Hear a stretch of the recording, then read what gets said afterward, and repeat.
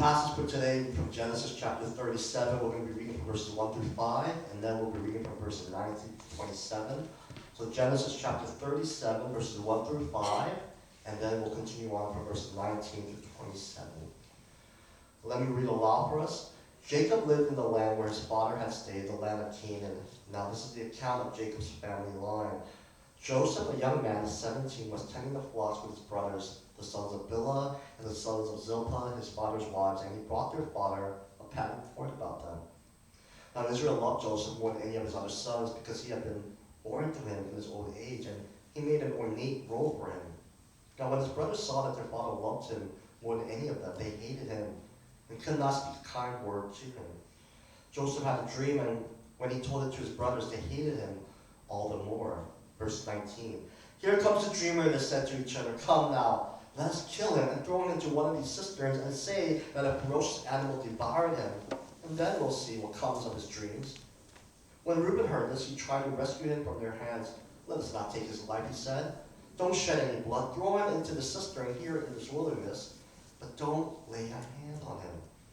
Reuben said to rescue him from them and take him back to his father.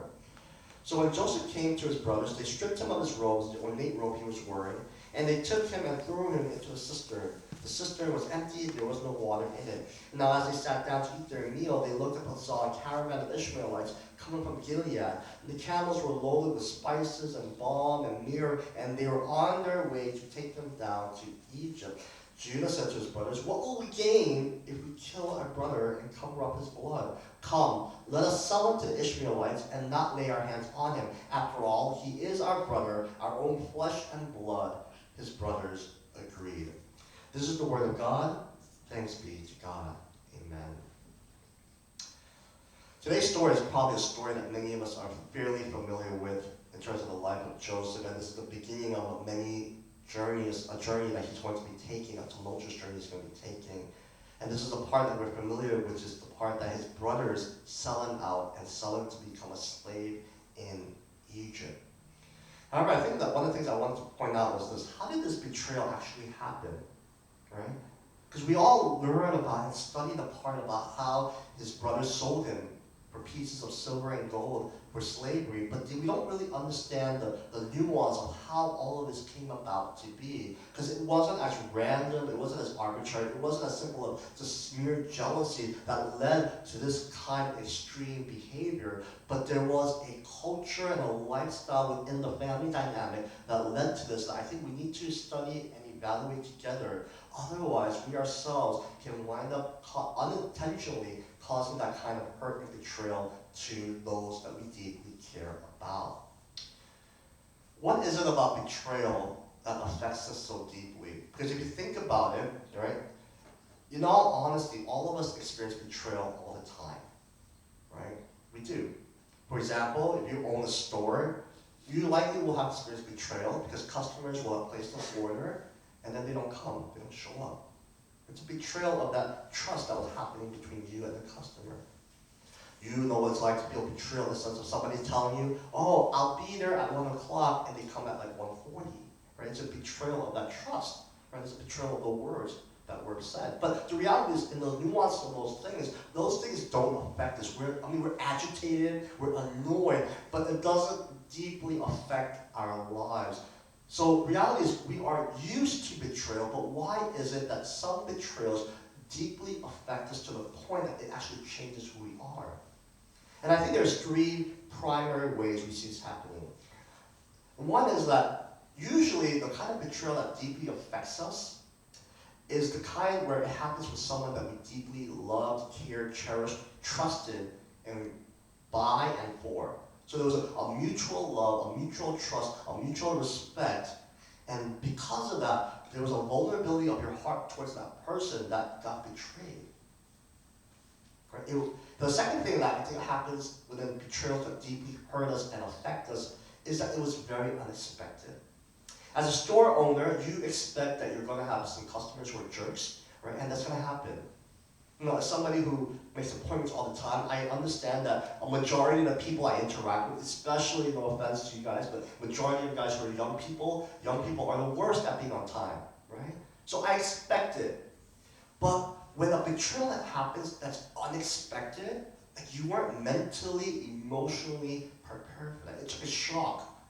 So it deeply affects you because you weren't at a place where you were prepared for the possibility that this is somebody or something that could deeply, deeply hurt you. The third thing I think oftentimes can deeply affect us is it deals with an area of vulnerability or sensitivity, right? Our hearts are already sensitive about this issue, right? And therefore, when that happens, it triggers us because it brings back a lifetime of wounds and hurts and words that we're still sometimes, even though we think we've dealt with it, in all actuality, we're still in that continual journey of dealing with those things.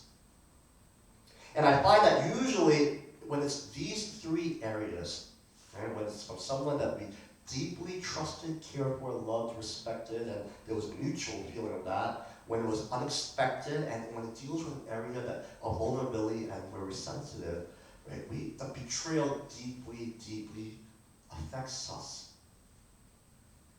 And we'll see these aspects, right, when it's one or more of these aspects, we find that unintentionally, it changes us. And we'll see this happening in the life of those of the family of Jacob. And so I want to look at these things of betrayal, right? Because I don't imagine that these brothers at an early age, at 2 years old, were imagining them to themselves, man, I can't wait till I get to kill this young brother named Joseph. I can't wait till I can sell him out to slavery. No, this is a building up of things and experiences that happen. And I want us to evaluate our own lives and learn from this, because whether we realize it or not, we ourselves can be vulnerable of similar things happening. So there's a couple of things I want to look at together. First is this. What we see from today's passage is that unaddressed bitterness can lead to extremes. Unaddressed bitterness can lead to extremes. Jesus talks about this in the Sermon on the Mount in Matthew chapter 5, verses 21 to 22. Because Jesus is trying to give new perspective to the people and the crowds. Because so often, the Pharisees taught them about the right actions, the right things to do. Do these things and don't do these things, and that's how you please God, that's how you honor God, and that's how you become holy. And Jesus gives us new perspective, which is saying that holiness isn't just about the outer things, but it's also about what? The inner things of your heart. So he tells them, for example, you're learning that murder is simply about the action of killing somebody, but I'm going to tell you that murder can also be that when you have what? Unforgiveness. When you have hatred to your brother or to your sister, that is murder in the eyes of God.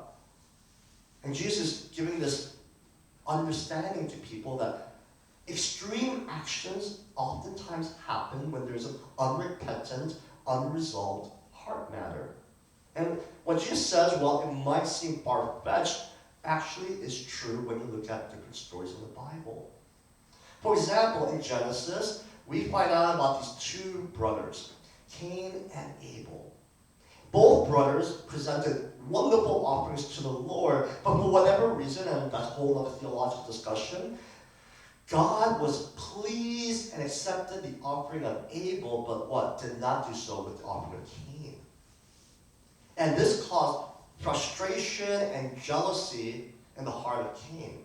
And notice that this is not something that gets addressed. Cain does not talk to Abel as, man, Abel, I don't understand. I feel like I'm giving a worthwhile offering as well, but why is God so pleased with yours, but not with mine? This doesn't get talked about. This doesn't get dealt with. Nor does Cain go to God and say, God, I don't understand. I feel like I'm doing my best as well, right? Why is it that you are accepting Abel's offering but rejecting mine? Help me to understand this. There is no expression or resolution that happens, and it continuously builds up, offering after offering after offering, and there's this unresolved jealousy that builds up that leads to extreme behavior. What is that? Cain kills Abel. Cain kills Abel over what seems like a trivial matter. Can you imagine, right, if one of the church members killed one of the other church members? That person gives more offering than me. I don't like it, right? Why does God bless that person more than he blesses me so that he can give more offering? Like, that would be so crazy. And that's what happens here. Over a matter of offering, Cain kills Abel. Esau, there's other brothers, twin brothers actually, Esau and Jacob. And Esau has so many little instances where he's just so frustrated and angry with his younger brother Jacob. Right? And it leads to this big eruption of emotion when he finds out that his brother tricked and deceived his father, Isaac, by pretending to be Esau, and then did what? Stole the blessing. Or in his eyes at least, stole the blessing. Esau, after a lifetime of anger and rage against his brother, erupts and verbally says out loud, and was going to do so, right?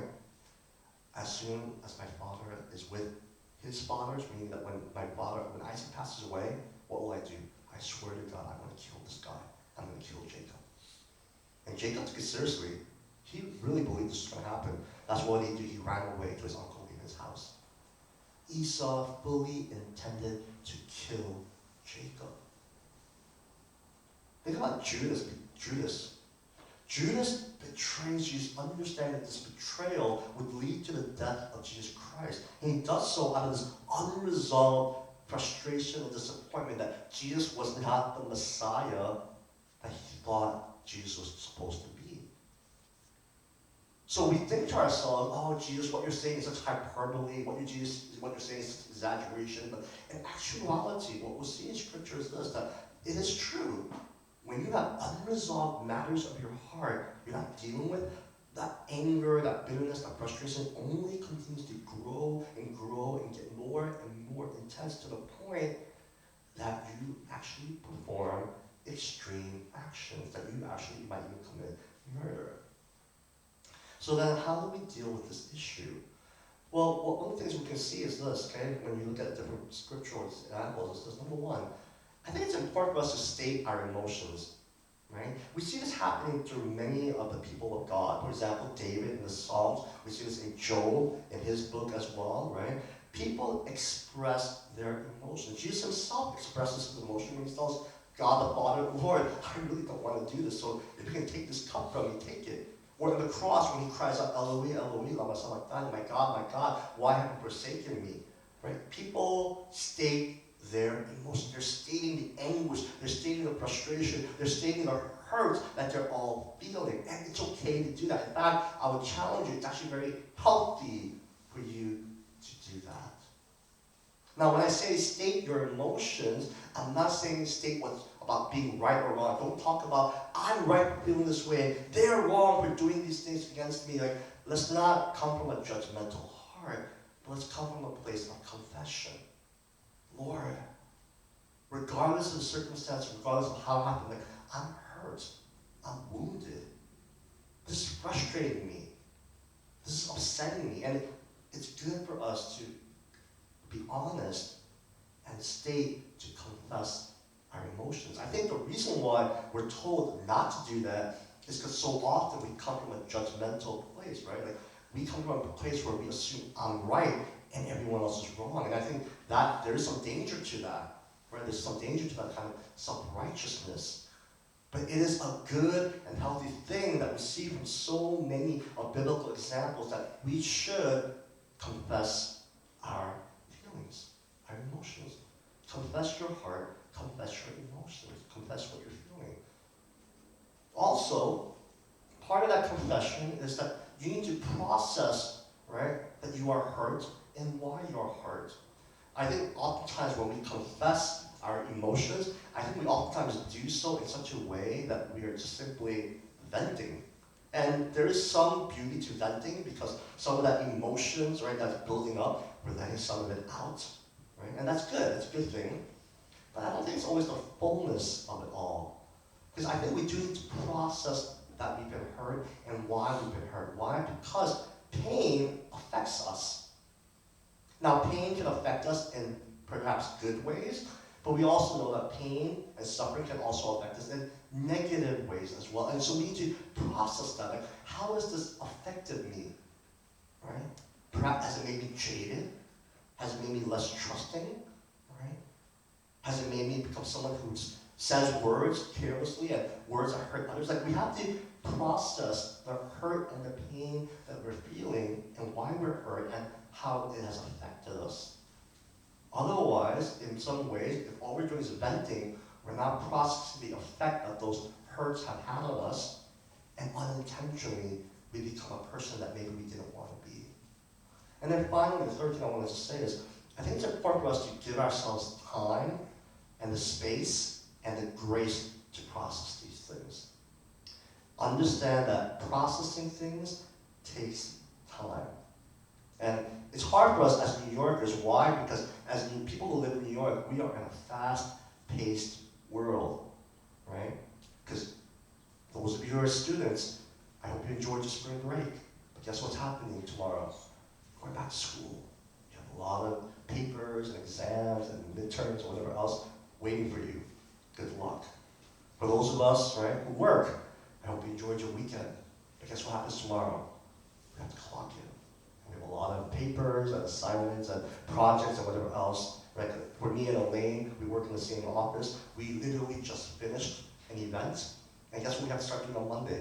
We have to start planning for our next event. Right? We just finished. And we have to already start planning for our next big event. Right? So we live in this culture where everything is just fast-paced, fast-moving, and this always feels like so much to do. And in the midst of that, the idea of giving ourselves the time and space and the grace to process our hurts and our pains and our feelings doesn't seem like something that we are capable of doing or have the time to do.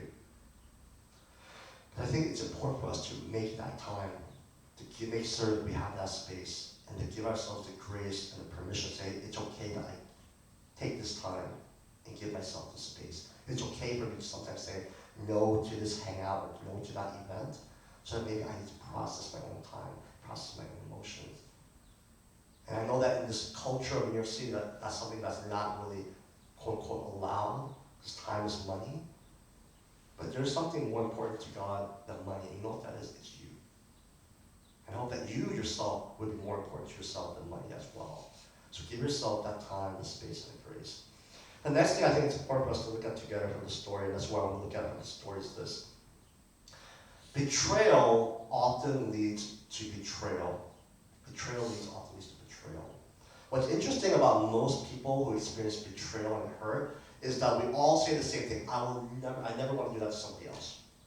Right? Like, people who are abused always say, well, I don't ever want to do that to my children. Right? People who cheat, who've been cheated on, will say, I never want to do that to my spouse. Everyone says that. When you feel that betrayal and that hurt, I never want to do that to others. Except statistically, in pretty much every category you understudy, what happens? They all do the same thing. Right? People who get abused, abuse others. People who got cheated on, cheat on others. Like, it's a strange thing. When you get betrayed, you wind up betraying others. And here, we're going to see something very similar happening that we oftentimes don't think about. Now, the question is, why does this happen? And I think it's because betrayal is so painful that oftentimes that pain, the best way for us to deal with it is what? To develop calloused hearts. Right? Those of you who don't know the calluses when, like, your fingers, your body, your skin is very sensitive. So when you like play guitar, when you play instruments, what happens? You develop a hardness. Right? There's a hardening of your skin. Now the callus for an instrument player is nice because what happens? The callus means you don't feel any pain anymore. But in actuality, it's not just that you don't feel any pain, you don't feel anything at all. Right? And in many ways, betrayal, for many of us, instinctively, the easiest thing for us to do is to develop calloused hearts, meaning that we think to us, I don't ever want to feel pain anymore. But in actuality, it's not just that we don't feel any pain anymore, it's that we don't feel many emotions anymore. You become very apathetic. So people who develop calloused hearts, right, they no longer become compassionate, they're no longer empathetic, they're no longer sympathetic, right? They're not these things. They're not full of these kinds of emotions anymore.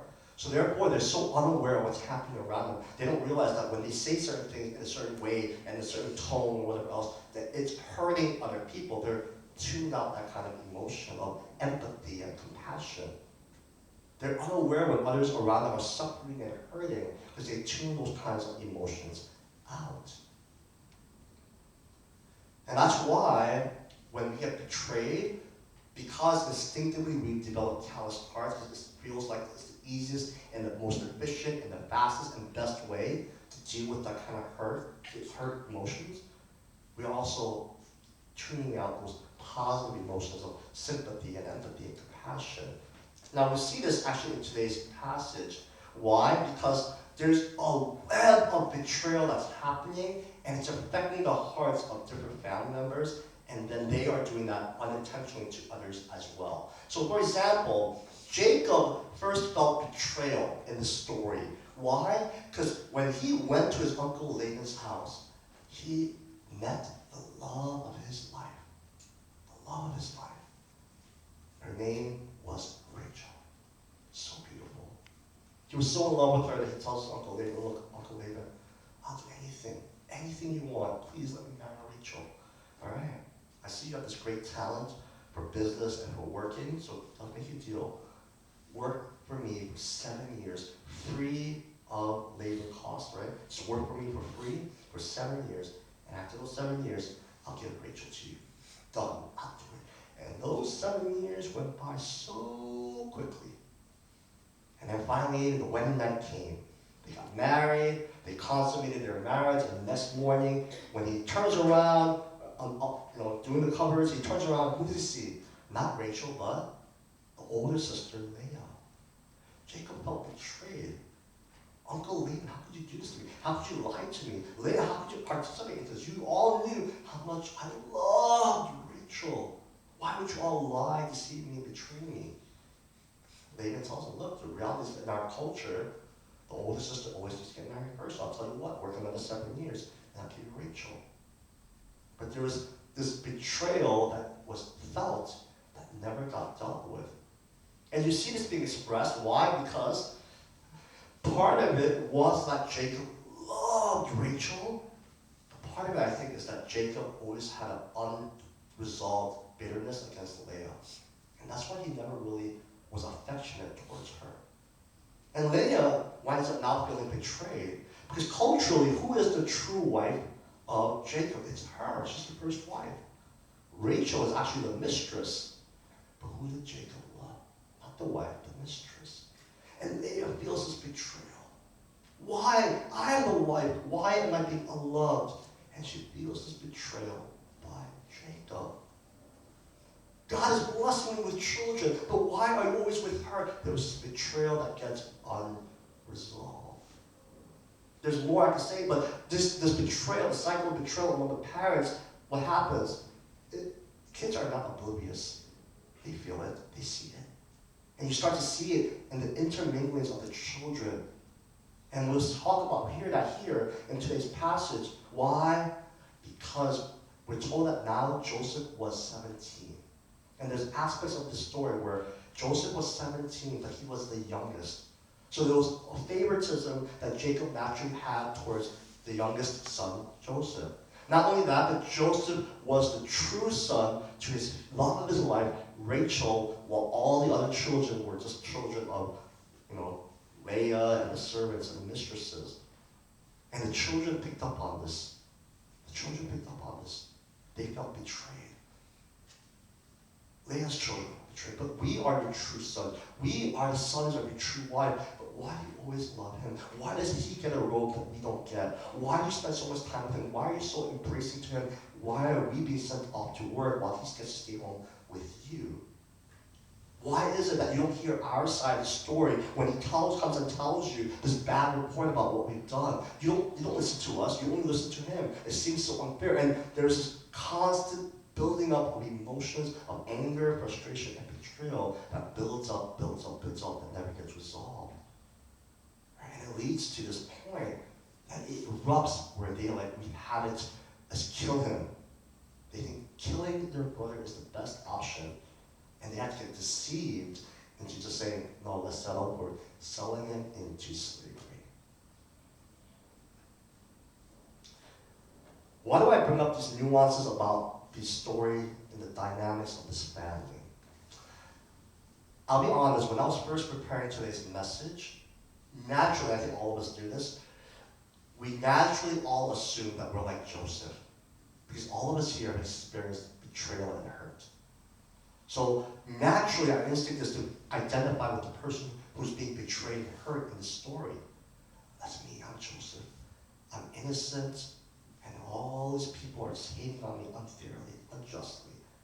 And we naturally identify ourselves as being Joseph, these innocent victims. But when I was reading today's story and I was realizing the nuances of, it's not just Joseph who was experiencing hurt and betrayal, but it's what? It's the brothers as well. There was something I felt very convicted about, which is this. What if I'm not Joseph? What if I'm one of the brothers? What if I am somebody who's been experiencing hurt, someone who's been experiencing betrayal, someone who's been experiencing grief? I haven't been resolving it, I haven't been dealing with it. And because of that, it's been affecting me, it's been changing me to someone that I don't want to be. And what if it's affecting me to the point that I don't recognize that I'm actually hurting other people, even though that's the last thing I wanted to. What if I'm not Joseph? What if I'm one of these hurt brothers and I'm hurting other people? And brothers and sisters, that's the challenge I want to leave before you. Because so often we read today's story, we assume we're Joseph, and we don't deal with the reality that maybe we're actually like the brothers. We are hurt people who are hurting other people.